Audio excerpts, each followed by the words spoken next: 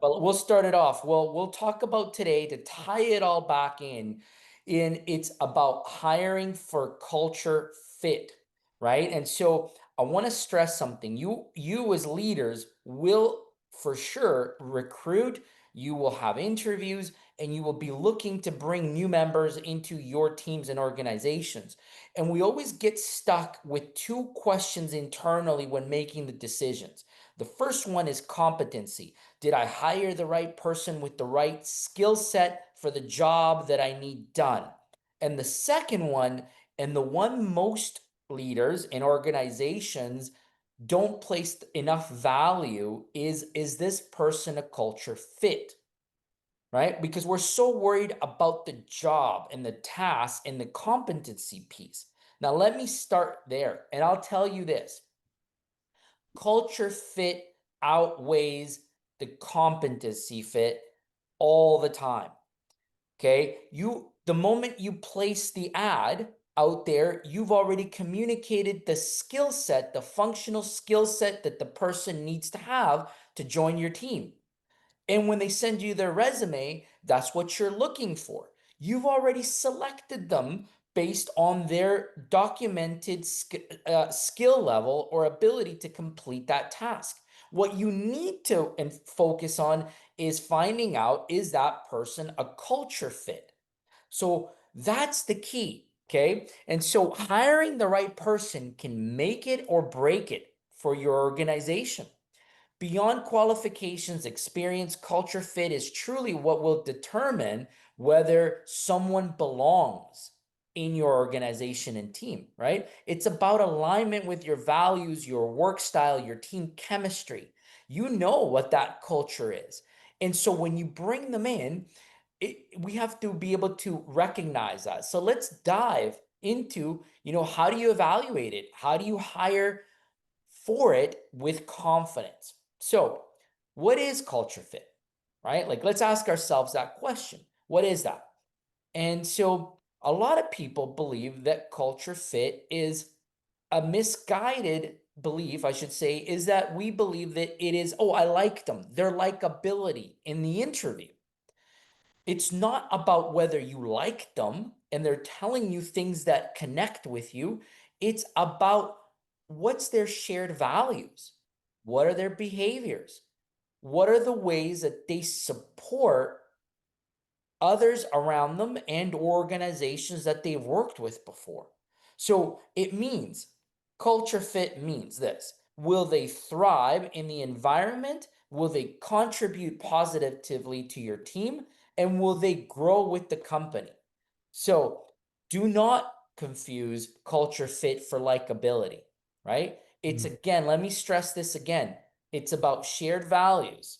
It's about ways of working together to support each other and understanding, will they thrive in your environment? You know your organization environment. You're already there. You know if you're a chaotic environment, you know if you've got the right processes and sort of systems to support an individual or not. And so the person you Mm. bring in must be able to work in that environment, because that's what you're going to need. And or they come in with a skill set that's going to elevate it, but they're going to have to contribute positively to the team right off the bat, right? So understanding that the culture ad means that you're bringing someone who has that complements your culture. So here's some quick traps to avoid. And I said this earlier: do not confuse culture fit with personal chemistry. Hearing I like someone isn't the same as fit. I have met and interviewed many people that I like. I think they're great, nice people, but they're not the ones that I want for my team. They need to Mm. have specific skill sets and specific fit, like we talked about earlier, that are going to make them different.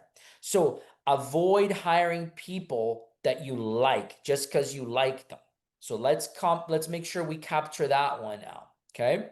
Mm. Another one is that you also don't want to hire the exact person like you, because too many like you will not have diversity in the team. So you're gonna Mhm. want to have a diverse background.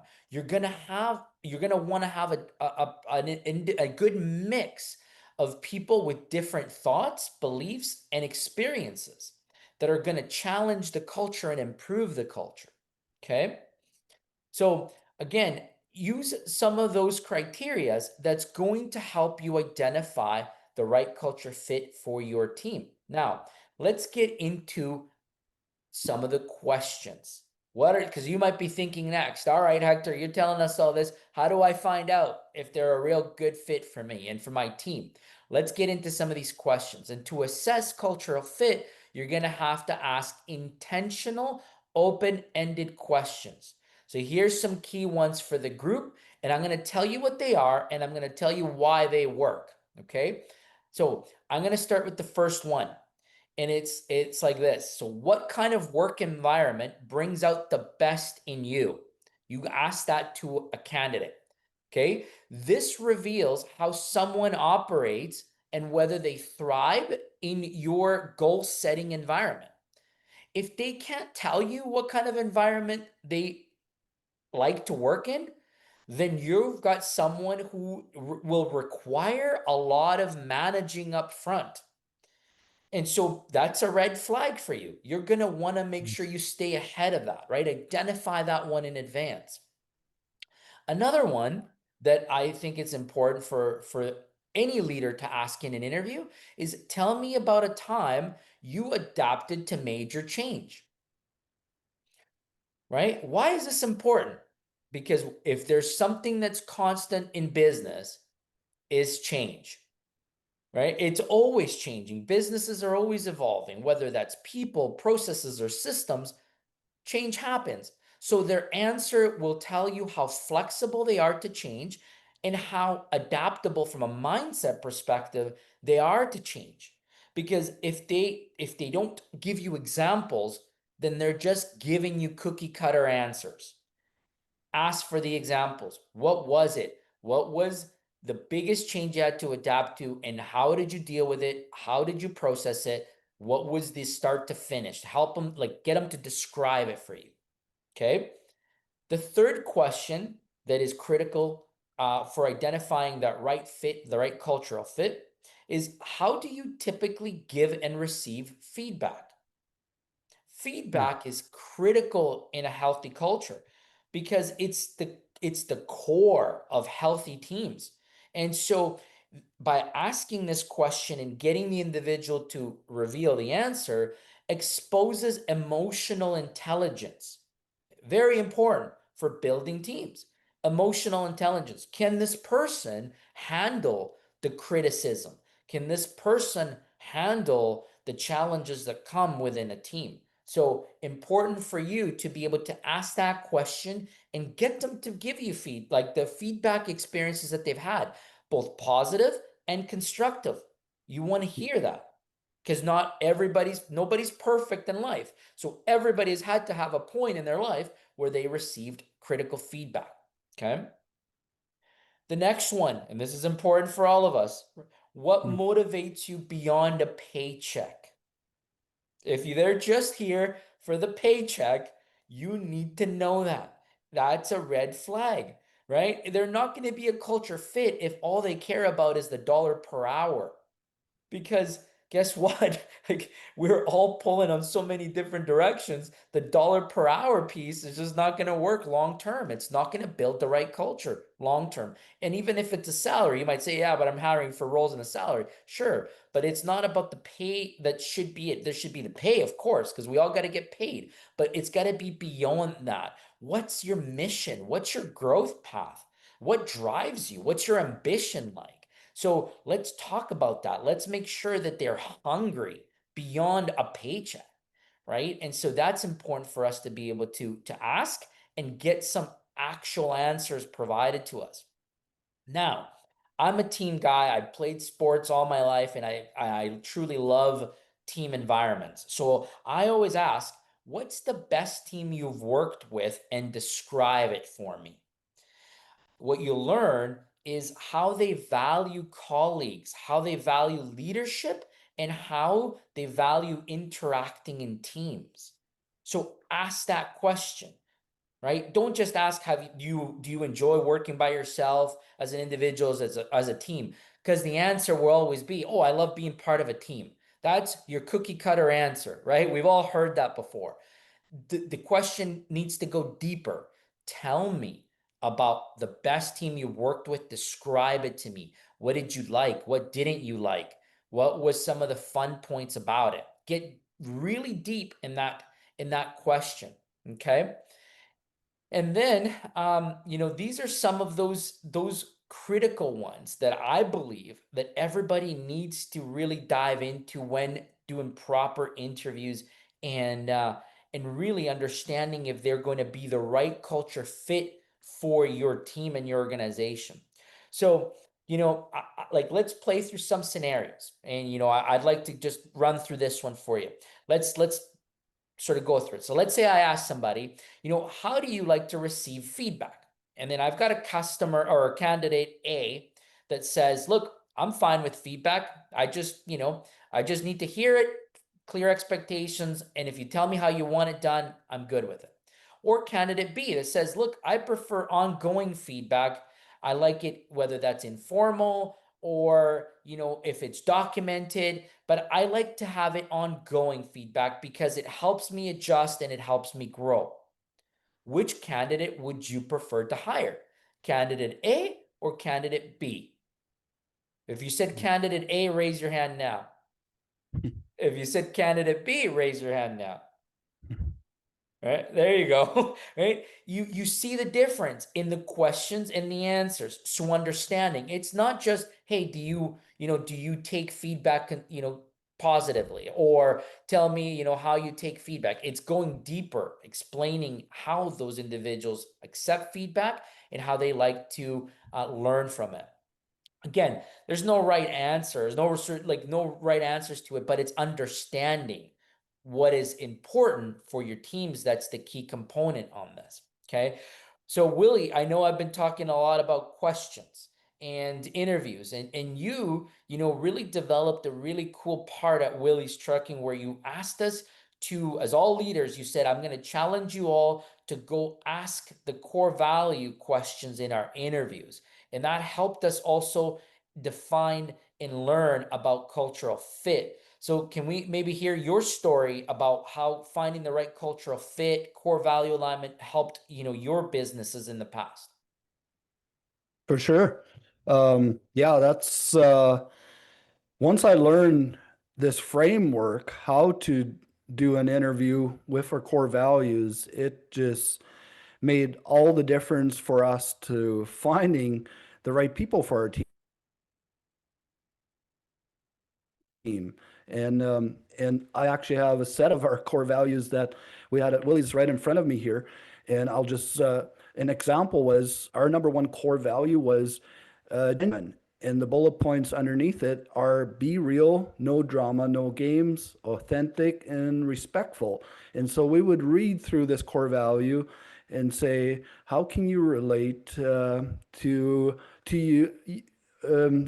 How you could relate to this core value basically and let them speak to it, and so I found that very powerful to learn more about people, and it brought a lot out of people just by reading off our core values and letting them speak to how they feel about the core value.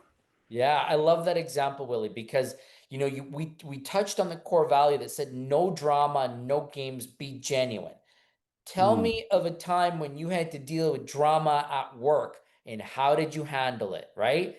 And Yeah. now the individual can't give you a cookie cutter answer. They have to go back to their memory bank and they have to tell you about how they dealt with drama at work, right? Now, if they tell you, well, I never had dealt with drama, well, then they're lying. You know that right away. They were Mhm. probably the ones creating the drama. So, it's something that you need to be able to identify that. Now, they tell you, yeah, there was drama. I don't like it in the workplace. To me, I don't like to get involved in the gossiping and the office politics and all that. And, now you're getting somewhere. Now there's value to the answer, and you could go deeper into that questioning, right? So it's important that that we use those tools. Any other memories, Willie, that you'd like to share with us around hiring for culture fit? Yeah, I think the core value piece was such a huge thing for us. It was once we had those set core values in place and they were used in all the interviews, and then also not just used in the interviews. If we had a people issue that we had to deal with, the core value piece is where we always would start and go over the core values and just clarify what we value and what doesn't what's not okay at our business and yeah, and then the other thing I was thinking on for those that maybe have employees right now and they're thinking, do I have the wrong people on the team? And I have a couple of things that I go by. Like I I think I used to be just so used to it, but now if a person drains my energy instead of fuels it, or you have to keep micromanaging them and they're creating constant conflict, well, that's a clear sign. That's as clear as it gets now for me. Absolutely. The draining the energy piece for me is one that I find very I identify it quickly.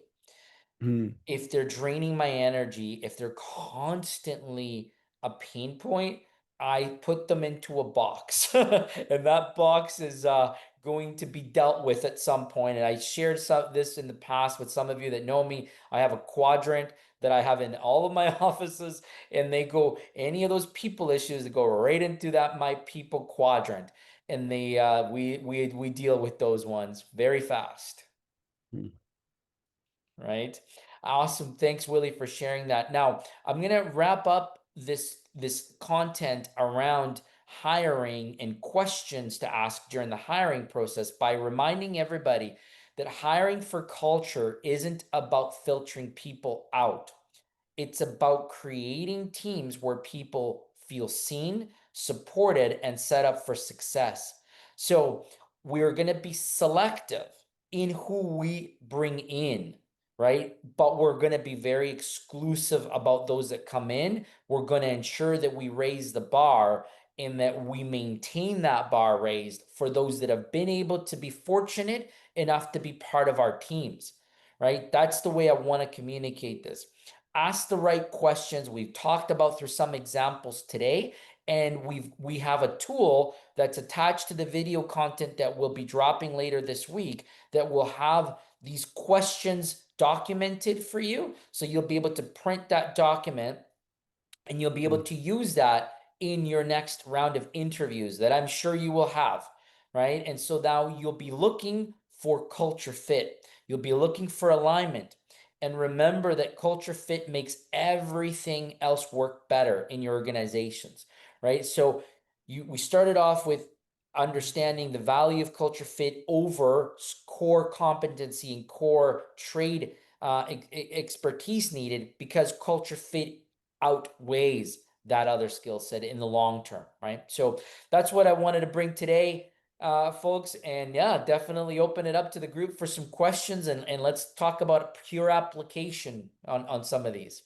Dang, that was good stuff. That's a good lesson. Yeah, I got another page of notes. Good. I I was just gonna jump on here a little bit and add to it. Like I shared the core value piece, but then I think the other exercise that we did made it a lot more simpler to interview someone too, is to have very or clarity around defining the role that you're hiring for.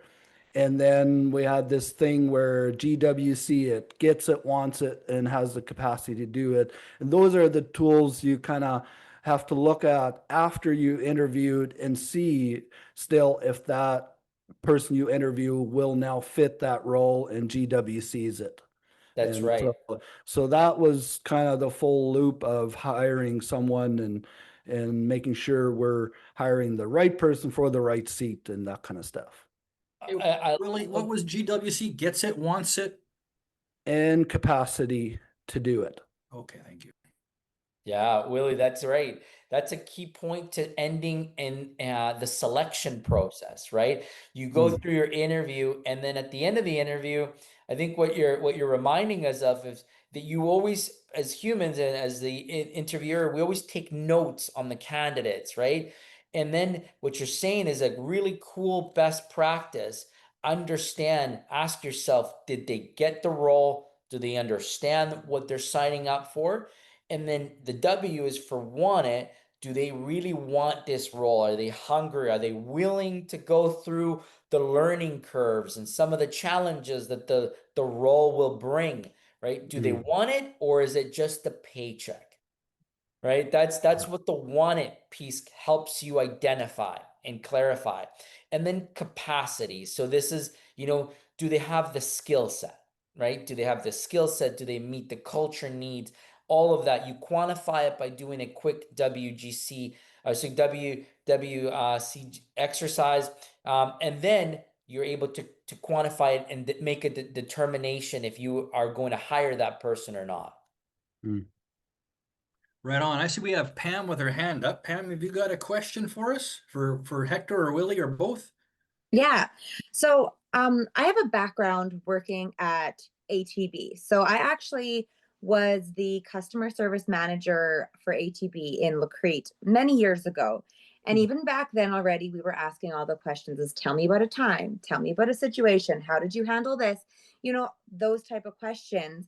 And I know I found for myself, those kind of questions were really intimidating because especially when you're hiring for a role where someone's coming in, they've never done something like that before, they can be really intimidating questions. So have you ever found, are there ever red flags around that type of thing if someone is just like, has the test anxiety, translates into an interview situation and they struggle to answer those questions, like as their mind just goes blank? Is Right. there a way around that, or is that kind of considered a red flag for you if someone doesn't interview super well, but you can kind of tell they're a good fit? Or am I making any sense? Absolutely, Pam. That's a great question. And I can tell you that it's not a red flag. You should not consider it to be one because we're all humans. And because we're humans, we're all different. And some people become very nervous at interviews, extremely Mhm. nervous. And so my approach to situations like that is tell them that, hey, Bob, I see that you're getting a bit uncomfortable. It's okay. Look, it's just the two of us here. Forget about what this is making you feel uncomfortable. Let's talk through it, right? Is it the questions? Am I asking them maybe the wrong way? But let's simplify it. And I might just ask that question in a format that comes more personal. And I might take it to a hobby or something that the individual might be doing, like he might be raising a family. So I say, all right, so let's talk about how you deal with drama in your family. You got kids, right? If one kid's behaving bad, how do you deal with it? Like, what are some of the things that you do? Oh, then the individual now gets back into a comfortable state. They're no longer talking about work, and they're like, yeah, my kid does this. I put him in timeout, or I do that, or whatever. And now it Mm. becomes back to reality. We're just two humans having a conversation, and now we can get back to asking the questions again. That's awesome. Thank you so much. I appreciate that because I know I've been in that situation for myself. Mm. I do, I don't know if I want to say suffer, but I've struggled with test anxiety and not interviewing well myself. So I had a hard time in that position where I was even on the other side asking those, tell me about a time. How would you handle this situation? Those questions, because I was like, oh, for myself, like I went back to fourth grade one time. So I was Yeah. like, oh my word. And the only reason I got the job is because the person that was interviewing me, knew my character, it's like my character traits, knew my ability to do the job, so that really came into play. But should it have been someone that didn't? I was like, I might have just completely lost that opportunity. So I was just curious to see your response in that one, because it is a real thing. People can totally get, Absolutely. yeah. Absolutely, they can. My suggestion, if anybody is in that state, and they feel like, ah, man, this person has a lot of the right qualifications, but they were just probably nervous in the interview. Bring them back for a second interview, and change the location. Maybe it's not at your office. Maybe it's at a Tim Hortons.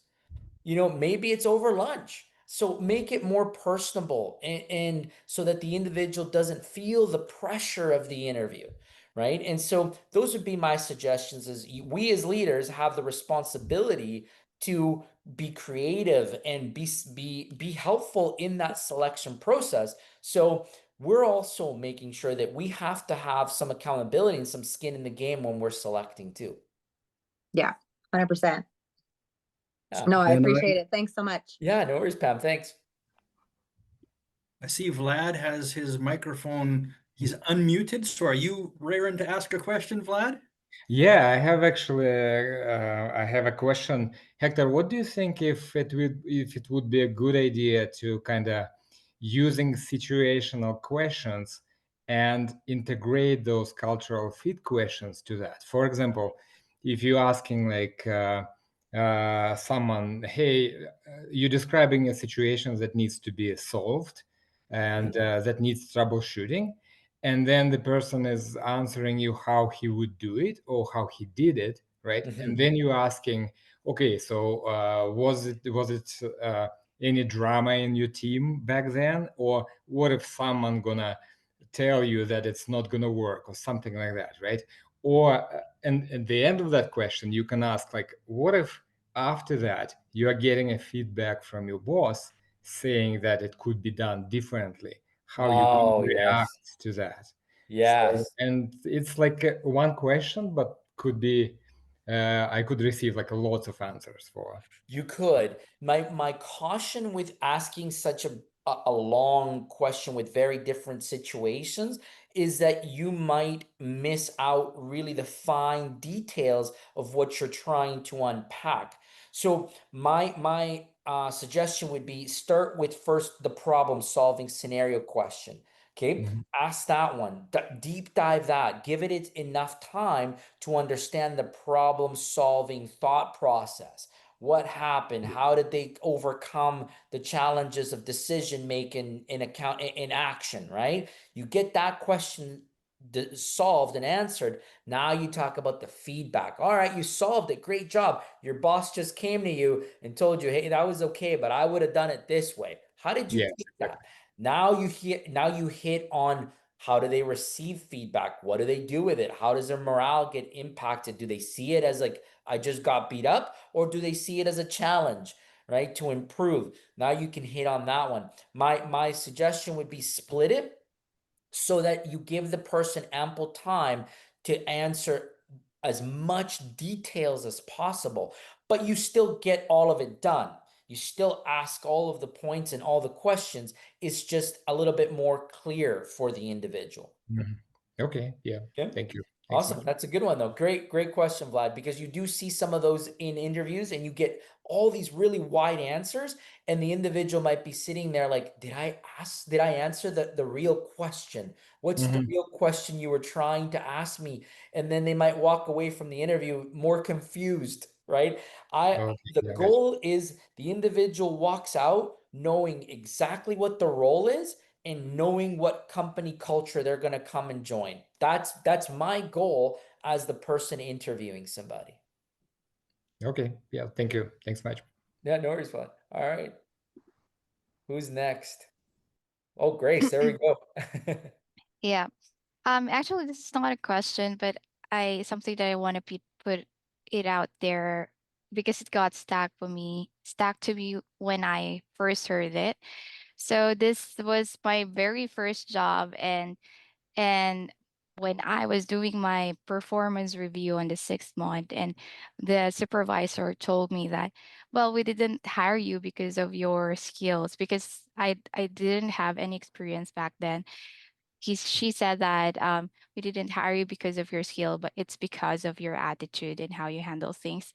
Mhm. And that really stuck the most to me whenever I do hiring now, because I just realized that skills can be trained, and culture fit is not like something just like a nice to have, but it's a non-negotiable part of uh hiring, because you cannot train the attitude, but the skills, it can be taught. So yeah, it's Mhm. a sorry, I don't have a question, but something that I think is related to this It topic. hits right on point, Grace, with what we were Mhm. talking about today, and that culture fit outweighs that skill set specifically that you may be you stuck on, right? As we're running departments and businesses, we may be thinking, I need a person with this skill set, and you focus so much on that. You know, in your world, you run a business for landscape, you might be thinking, I need someone that can spray weeds and or do gardening or do hard landscaping. But that can all be taught. You can learn that once they come in. First, do they have the ability and the willingness to integrate into the corporate challenge and the big goal for the organization, so that they can be the best gardener, the best weed sprayer, all of that, right? Just because they have that skill set doesn't mean they're going to be good for your team. It's a great point, Grace. That's great. All right, Peter, what about you? What question may you have? I have a very interesting one actually. Tell me if I'm wrong on this one here. I just hired a person, and I told her that I couldn't pay her because she had to work for free for me. She's like, "What?" Okay. And I was like, "Yeah, if you want to work for me, you have to get to the mindset that you work for free, that your results will get you paid." And she looked at me like very dumbfounded. I told her the goals that I had, like if you get to this and this point, this is how much I'm gonna pay you. Uh-huh. And she's like, "Really?" "Yep, that's how much I'm gonna pay you. But the results will pay you, not the work." And she's Mhm. like, "Fantastic, I want to do that." And then I said at the end of that, I said, "If you get this goal, I will fly you with my spouse personally to Los Cabos, and I will treat you the same way that my company treats me. You can also come." So that being said, she's super excited to work for me, not for money, but for the results that she's going to bring. I don't know if that ties into this, but I took it at a different approach, and she absolutely loves it. Like, I don't know why, but she loves it.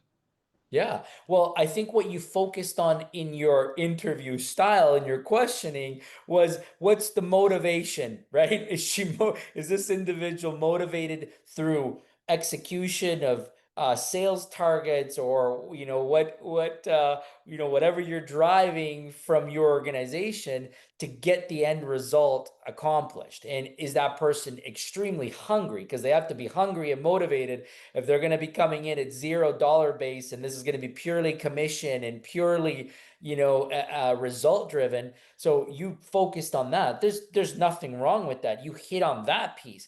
But if this is a role where they're working alone and they're only driven by that, great. If they have to work as part of a team, you might want to also hit on more than just that motivational piece, because you now may have someone that is so bulldoze driven that they're going to be destroying the culture of your team, because everything will be for that end result. So keep that in mind, right? You hired an extremely hungry person, but doesn't really tell you if they're going to be aligned with your company or team values. So that might Yeah, be my only red flag for you in that sort of scenario. Mm. awesome. I appreciate that. Thank you. Yeah, no worries. That's Pam, I see that you're looking to point something out there. no, I was just gonna say, Hector, that's a wise answer. No.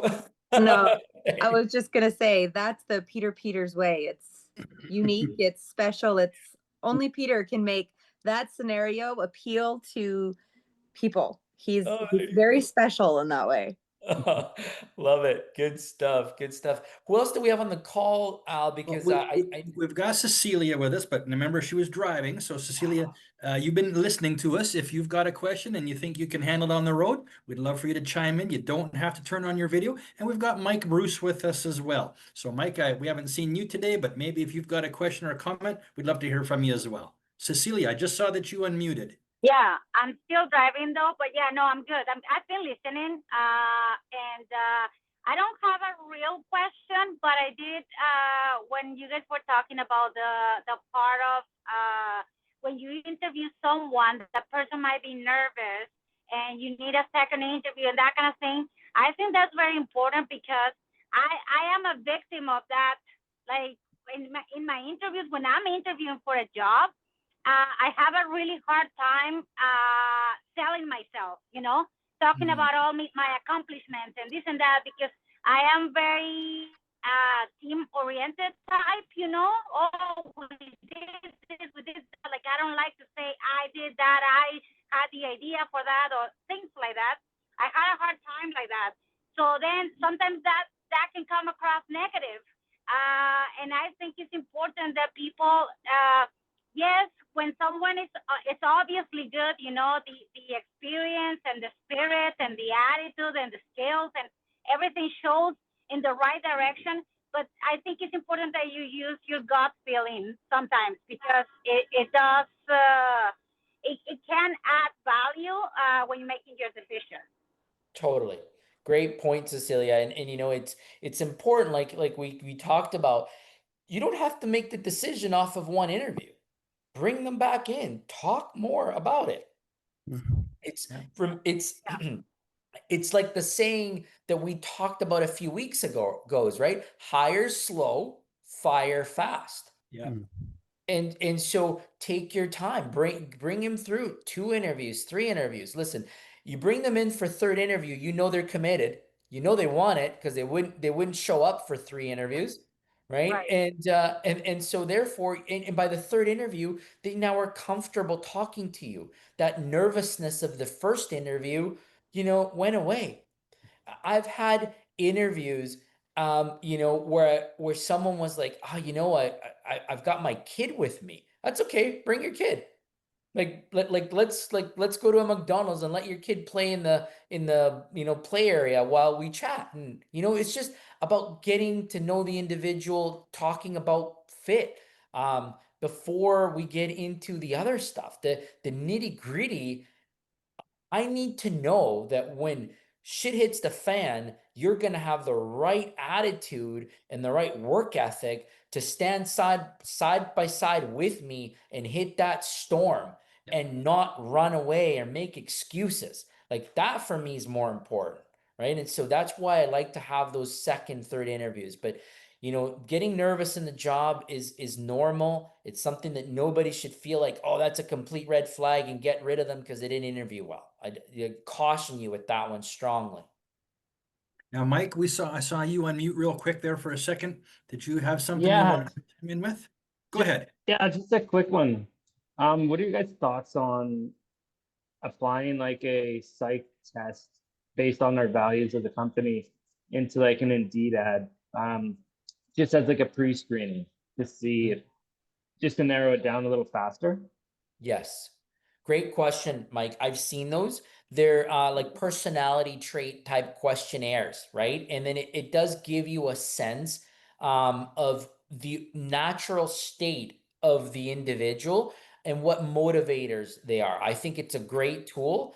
I've seen it applied quite often in manager roles and leadership roles. So certainly one that if you have access to those, 100% use them. Sometimes I've even seen people bring them to interviews, which is even super helpful because it gives you an automatic insight to that information. So I think it should be leveraged if available to you. Perfect. Thank you. Yeah, no worries. I have a question. Yeah.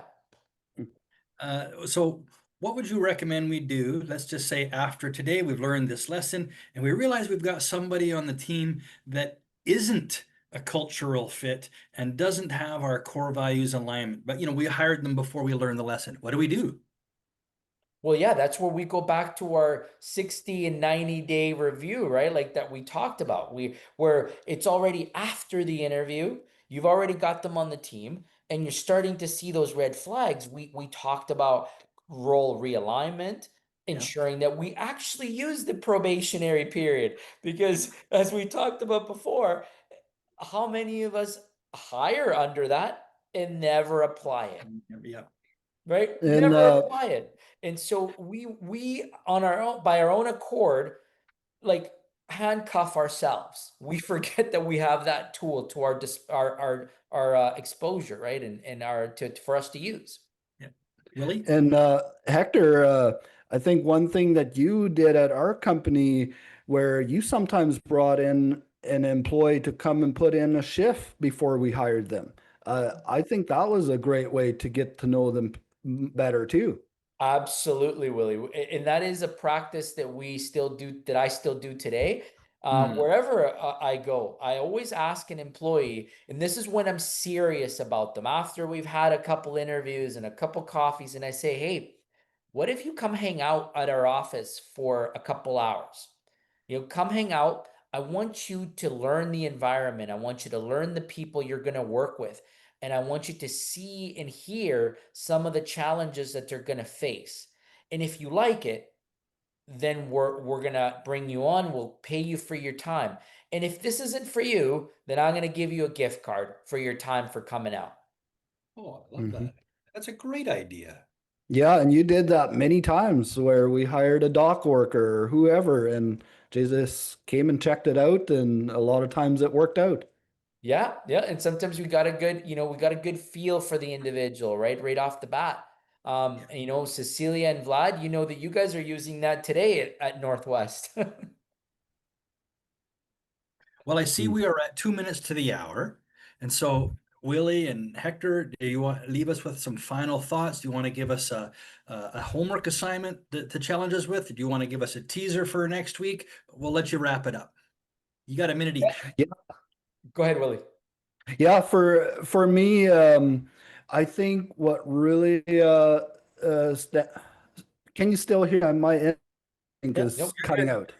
Okay. For me, what I've really learned that when people ask me what really made the difference for you turning your business around from complete chaotic team to actually night and day different team, and it was the framework that I could follow to fix these issues. And so I think that's my vision and mission for our community here is we're going to bring the framework that you can follow and make it your own, and just be able to fix whatever you would like to fix in your companies and businesses. Yeah, that's amazing. That's really good, Willie. It's reminding everybody that we have that framework, here, and that we have the tools. We're going to be talking about that. So, as a teaser, the tool that we're going to be talking about next week, okay, to get you excited to come back, it's going to be leading through data. We're going to talk about data and applying leadership principles. How do we structure it? How do we communicate that? And then how do we make decisions around that? Beautiful. I love it. Look at that. We had All so much right. fun, ate up a whole hour. That's it. Now, That's again, the fabulous. challenge will be what did you learn about this and how are you applying it next week? We'd love to hear that from everybody that joins next week. Exactly. So I guess that's that. Pam, thanks for being with us this week. We hope to see you back next week. There's lots of room on the Zoom room, so bring a friend. There you go. Awesome. Great, folks. Appreciate everybody joining. We will talk to you later. Take care, everybody. Thank you Thank very you. much. Bye. Thanks, guys.